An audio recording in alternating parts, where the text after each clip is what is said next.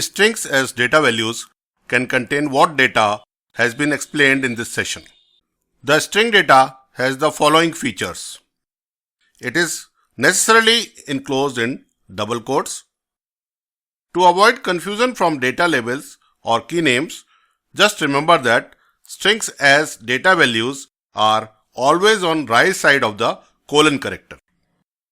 Can contain a single or a series of multiple characters.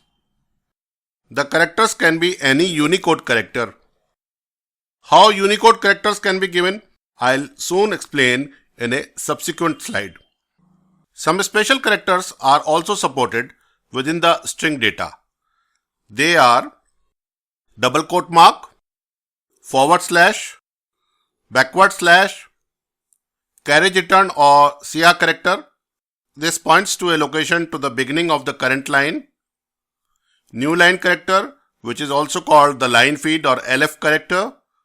This points to a location in next line just below the current position. Tab character, which is definable white spaces by the text editor or viewer. Backspace character to move just one character back, and the form feed character to move to the next page. This notation of characters is also called the escape sequence notation. Also remember that all these special characters begin with the backslash character. Please note that single quote character is a normal character in JSON and it doesn't require an escape sequence. Handling of special Unicode characters in strings is allowed as follows. Give it in the format \u followed by 4-digit hex characters. For example, \u 0041 will give capital A. \u 00A9 will show copyright mark. \u 00B0 will show degree symbol. \u 263A will show the smiling face. The given JSON code may be interpreted by the code to display as shown here.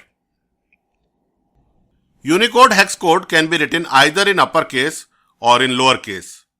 Like in this example, both \u 00 uppercase B and 0 and \u 00 lowercase b and 0 are right. Unicode equivalent of backslash and double quote are not supported for obvious reasons of its reserved purpose of escape sequence use and data value separator use. The binary stream encoding used by JSON files is UTF-8 by default.